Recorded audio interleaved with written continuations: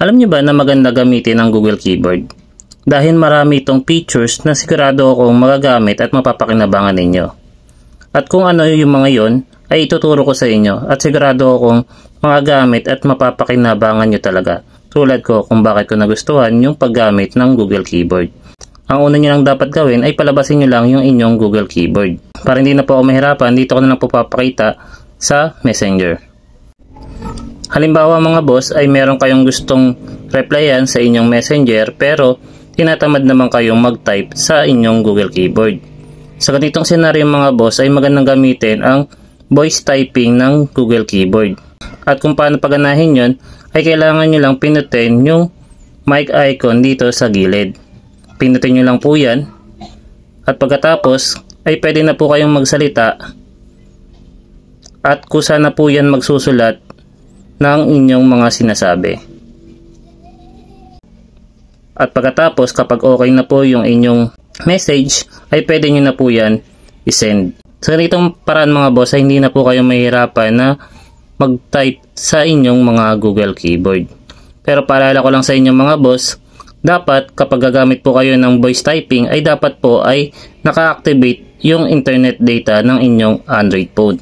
Sunod naman mga boss, kung meron naman kayong gustong replyan tapos isang kamay lang ang gamit ninyo at nahihirapan po kayong abutin yung mga letter dito sa inyong Google Keyboard, ay maganda pong i-activate po ninyo yung 100 features ng inyong Google Keyboard. At kung paano gawin yun ay kailangan nyo lang pong i-long press itong icon na ito. Pagkatapos kapag nilong press nyo na po ay itapat nyo lang po sa 100 icon. Pagkatapos ang mangyayari po dyan, lahat po ng letter ng inyong Google Keyboard pati mga symbols at signs ay mapupunta po sa gilid. Ngayon naman po kung right-handed naman po kayo ay pwede nyo rin po yan ilipat gamit lang po itong icon na ito. So for example kung right-handed ka ay pindutin nyo lang po ito at mailipat na po lahat po ng letters and icons sa kabilang side. At kung gusto mo naman na po na ibalik sa normal size, ang kailangan nyo lang pong pindutin ay ito pong icon na ito. Pindutin nyo lang po yan at babalik na po yan sa normal.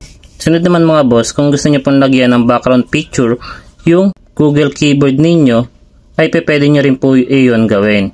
Pwede nyo pong ilagay yung pictures ng family nyo o kaya yung mga picture ng mga anime na gustong gusto ninyo. At kung paano gagawin yon, ang kailangan nyo lang pong gawin ay pindutin nyo naman po itong team icon na ito. At pagkatapos, mapupunta ka po sa team setting ng inyong Google Keyboard. Sunod naman ay pindutin nyo naman po itong plus icon na ito. Sunod ay hanapin nyo lang po yung picture na gusto nyo pong gawing background picture ng inyong Google Keyboard. So for example, ito po yung pipiliin ko. Tapos pindutin nyo lang po yung next. At dito ay pwede nyo pong i-adjust yung brightness ng image na gusto nyo gawing background picture ng inyong Google Keyboard. So for example, ilalagay ko lang ito sa 50. At pagkatapos kapag okay na sa inyo, pindutin nyo lang po itong done. At pagkatapos po, ay pindutin nyo naman po itong apply. At mapapansin nyo na po ay lalabas na po yung background picture na pinili po ninyo. Sunod naman mga boss, kung mahilig naman po kayong magsesend ng mga messages sa iba't ibang tao o kaya mag-comment sa iba't ibang tao, pero iisa lang naman yung laman or content ng mga messages ninyo, ang kailangan nyo lang pong gawin doon para hindi ka na po paulit-ulit na magta-type ay i-save mo na lang po yun sa inyong clipboard dito sa inyong Google Keyboard.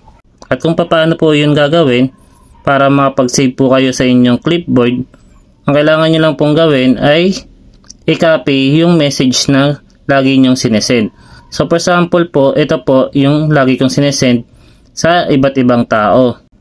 Ang kailangan ko lang po diyang gawin ay long press lang po. Pagkatapos, copy. Sunod naman po, ay pindutin nyo lang po itong menu sa gilid ng Google Keyboard. At dito po sa gitna ay makikita nyo na po yung icon ng clipboard. Pindutin nyo lang po yan.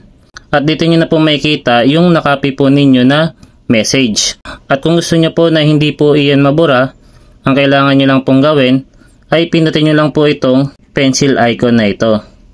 At pagkatapos, check mo lang po iyan. Sunod naman po, pindutin nyo naman po itong pin. At may sisave na po yan sa inyong clipboard at hindi na po iyan mabubura.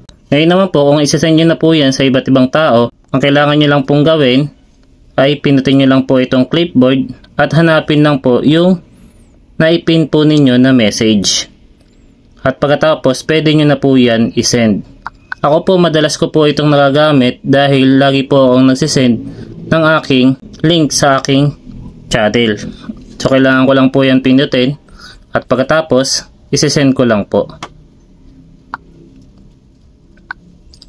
Pwede rin po itong magamit ng mga content creator, lalo na kung pare-pares lang naman po yung hashtag na ginagamit ninyo, ay pwede nyo rin po yan isave sa inyong clipboard dito sa inyong Google Keyboard para po hindi na po kayo mahirapan na mag-type ng inyong mga hashtag or kaya messages sa inyong mga content. So naman mga boss, kung meron naman kayong gustong i-edit sa inyong messages, for example, meron kayong mali na nakita at nahihirapan kayong pindutin para mapunta doon sa letters na iyon, ang kailangan nyo lang pong gawin ay i-swipe lang po itong spacebar para po mapuntahan nyo po yung letters na gusto nyong burahin or kaya lagyan ng space.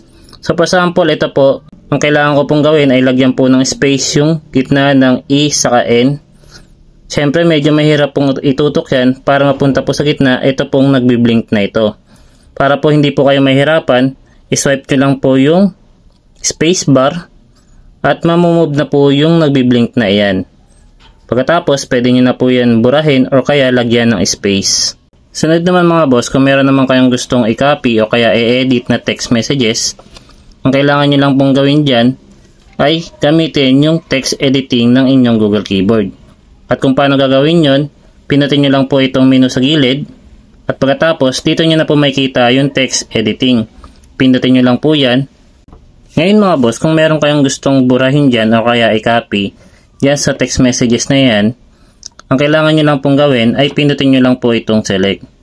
At pagkatapos, pwede nyo na po yan i-move para po makopy o kaya ma-delete. For example, itong part na ito ay gusto kong burahin. So dito naman po ay meron na kayong makikita mga option. Pwede nyo po yan i-cut, copy, then paste kung meron po kayong na-copy na. And then kung gusto nyo delete, ito po yung pinakababa. So for example, ako po gusto ko po yan burahin yung nasa itaas. Pindutin nyo po ito. Ngayon naman mga boss, kung meron po kayong mga ka-chat na English o kaya meron kayong English na hindi maintindihan, ay pwede nyo pong gamitin yung Google Translate dito sa Google Keyboard.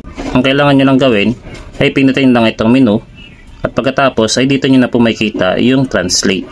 Pindutin nyo lang po yan. Pagkatapos itong side na ito ay lipat nyo lang po yan sa Tagalog or kaya kung anong language po ninyo. Tapos dito naman po sa kabila ay ilipat nyo lang po sa English o kaya kung anong language na gusto nyo pong translate. For example, gusto nyo pong mga musta. Pagkatapos, lalabas po dito sa itaas yung pagkaka-translate. Depende sa language na isa-set nyo po dito sa kabila. Tapos pwede nyo na po yan i-send. Ngayon naman po, kung kabaliktaran naman po, meron kayong hindi maintindihan na sinend sa inyong message o kaya language, kailangan nyo lang po yun iset sa language na gusto nyo. Tapos i-translate nyo lang po ito, ilipat nyo lang po sa Tagalog o kaya kung anong language po na alam ninyo. Tapos ang gagawin nyo lang po doon ay i-copy nyo lang po yun. At pagkatapos, i-paste nyo lang po dito. Tapos dito na po yun lalabas yung pagkaka-translate para mas madali nyo pong maintindihan kung meron man kayong ka-chat o kaya kung meron po kayong mga sentence or message na hindi maintindihan. At yan po ang mga special features ng Google Keyboard na sigurado akong magagamit at mapapakinabangan po ninyo. Sana po ay makatulong po sa inyo ang video na ginawa ko at kung nagustuhan nyo naman ang video na ito, isang thumbs up lang at thank you comment ay masaya na ako. Maraming salamat mga boss.